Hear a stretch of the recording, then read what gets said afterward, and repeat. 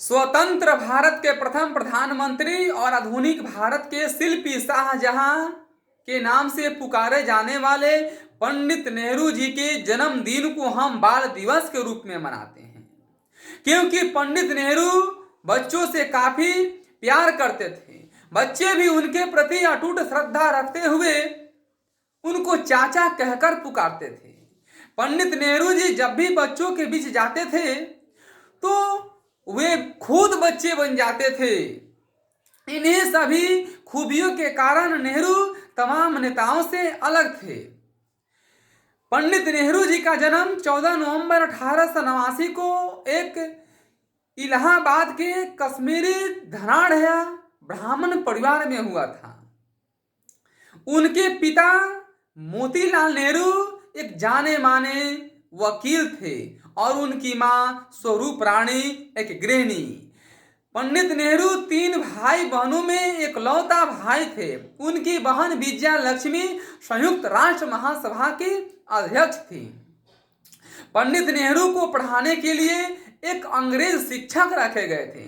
पंडित नेहरू उच्च शिक्षा के लिए इंग्लैंड चले गए और 1912 में देश लौटे।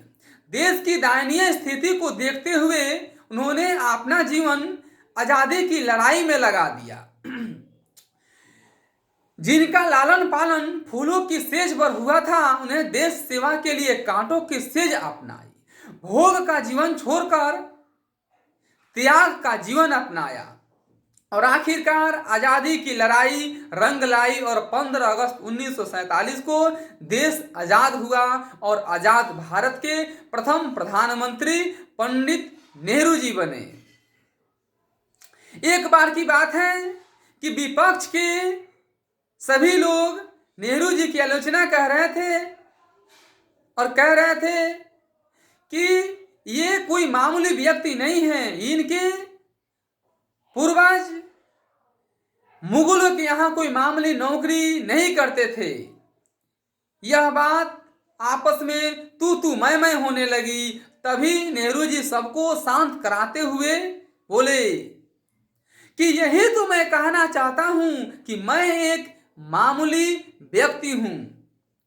इतने बड़े पद पर रहते हुए भी नेहरू जी के अंदर थोड़ा सा भी अहंकार नहीं था।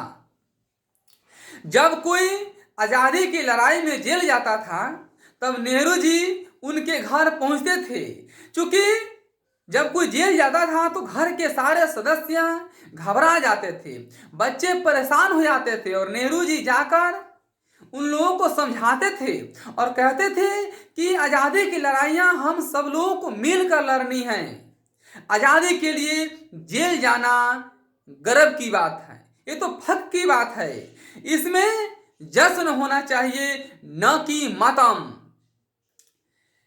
अब हम बतलाएंगे कि कैसे मिला उपनाम नेहरू।